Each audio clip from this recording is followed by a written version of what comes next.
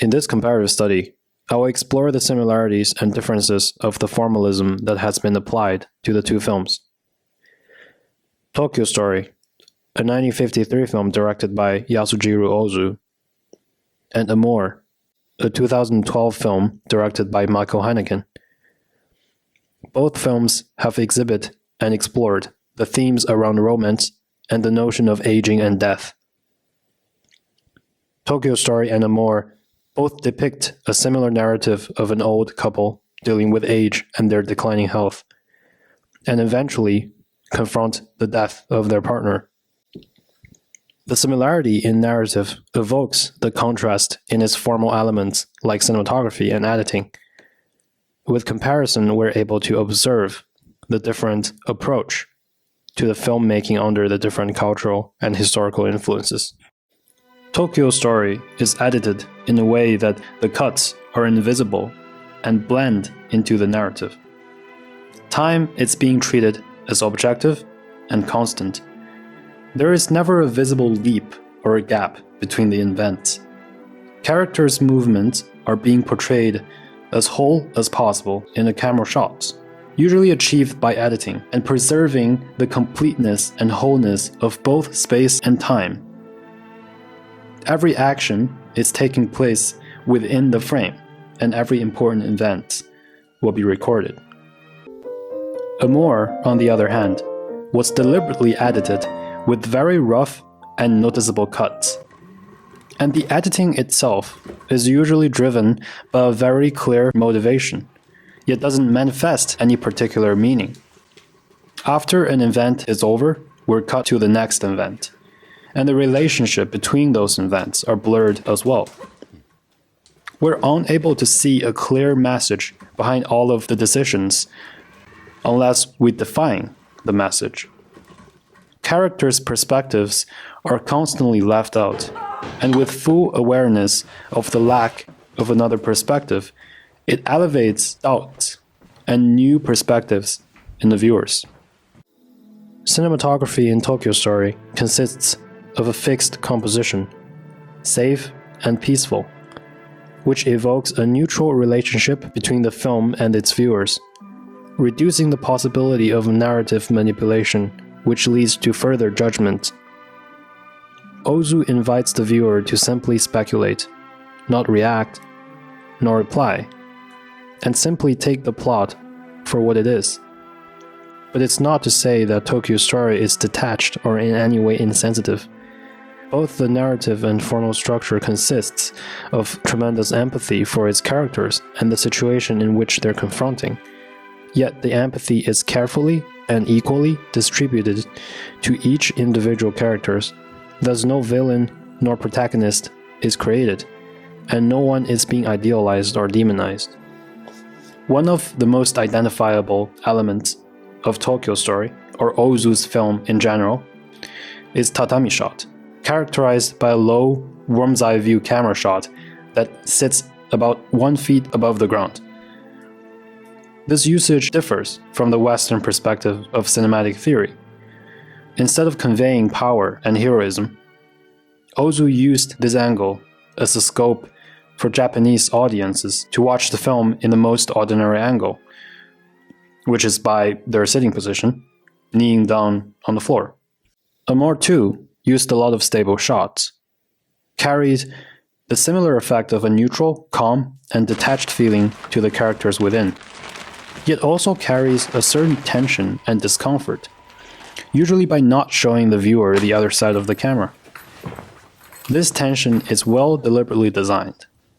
As in the very beginning of the film, we're being placed in an odd perspective facing all the audiences in the concert and not able to see the stage that they are watching, which creates a misbalance in the viewing experience. Michael Haneke breaks the contract of the cinematic gaze, not allowing the viewer to see what they wanted to see. This is a reminder for the viewer that what we are watching is simply created images, and the meaning behind them is constructed. Therefore, they can be questioned. When death occurs in the narrative structure of Tokyo Story, all the formal elements stay consistent, calm, peaceful, and static. And through this very way, the viewers are invited to accept the tragic nature of life, peacefully and calmly, and might even go further to embrace the sad beauty that is carried along by impermanence. This introduces us to a Japanese traditional concept, mono no awai, which means the pathos of things, emphasizing the appreciation of the sad beauty of the transient nature of lives. Mono no awai was first introduced in the early 11th century Japan in the work The Tale of Genji. It is a notion that attributes to a sensitivity and empathy towards every small thing in life, as everything will inevitably perish. No one is to blame for the occurrence of tragedies. In the Tokyo story, it's a call to internal reconciliation with the inevitable pain in life. When death occurs in Amour, interestingly, all the formal elements also stay unchanged. However, the narrative style changed by portraying the illusion of Anne from George's point of view. In this sense, the original calm and hyper-realistic form creates a significant contrast with the narrative it conveys. It shows a complexity and a deep sense of reflection on the formal elements itself, denying the assumption that realism means closer to reality. And instead of looking for more real cinema, Haneken asked the different question of what even defines real in the first place. There is no one truth. There are 1,000. It's a question of viewpoint.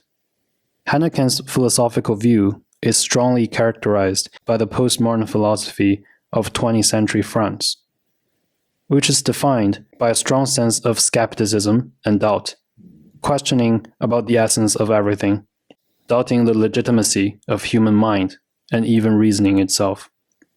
Deleuze, who has embarked postmodern thinking upon French intellectual circles, believed that the task of modern cinema is not the representation of the world, yet our beliefs in such a world, meaning that cinema is not a mere reflection of everyday life, but an extension.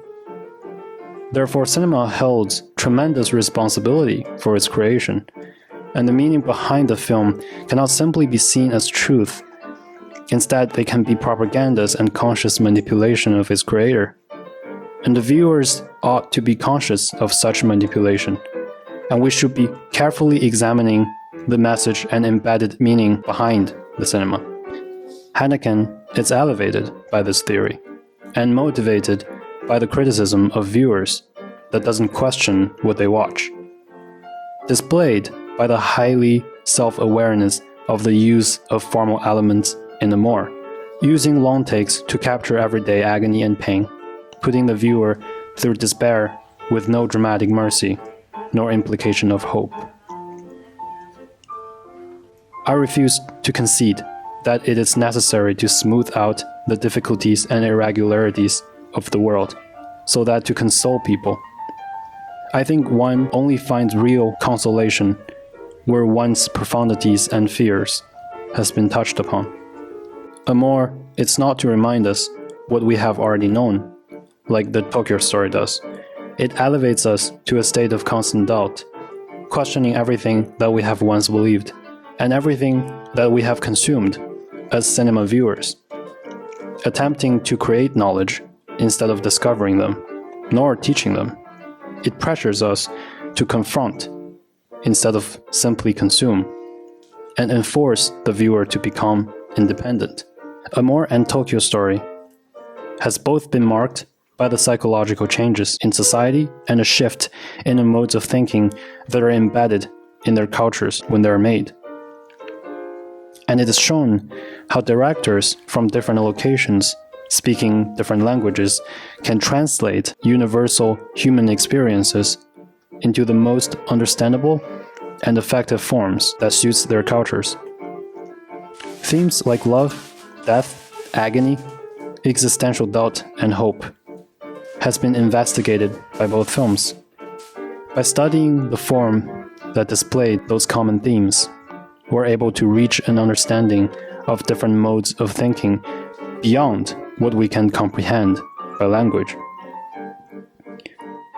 And by doing so, we're able to open up to more and more important possibilities, therefore reflect.